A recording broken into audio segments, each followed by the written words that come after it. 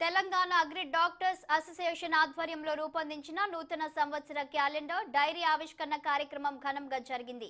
హైదరాబాద్ విశ్వేశ్వరయ్య భవన్లో veterinary doctors association 2023 సంవత్సరం calendar డైరీని మంత్రి శ్రీనివాస్ గౌడ్ ఆవిష్కరించారు.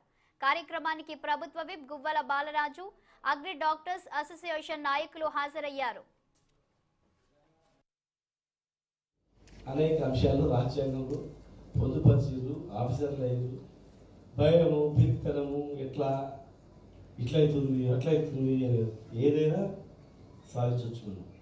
ఇలా ఈ ప్రభుత్వం అందరిది, ఒక కులము ఒక మతము ప్రాతిపదిక లేకుండా కేసీఆర్ గారు అన్ని వర్గాలని నడుపుకుంటూ పోతున్నారు.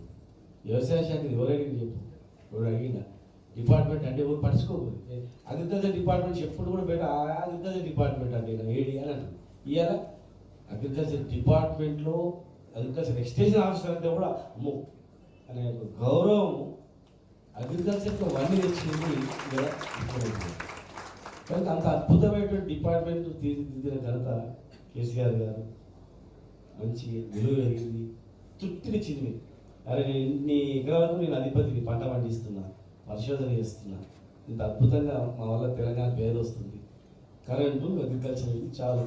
కనుక ఇవన్నీ చిన్న చిన్న అంశాలు. డిపార్ట్మెంట్ ఏ ప్రమాదం రాబోదు రాస్తామా, కొట్లాడుతూ తెచ్చుకుంటాం, ట్రాన్స్ఫర్ చేస్తాడు అయిపోతుందా, మళ్ళీ కొట్టాలి చేసుకుంటాం, అంతే. బాగా ఉంటుంది పోతుంది అంతే. చరిత్ర అనేది ఉద్యోగమే, ప్రమోషనే ఎట్లా అని మీరు ధైర్యం ఉండి పట్టుదల ఉంటే అన్నీ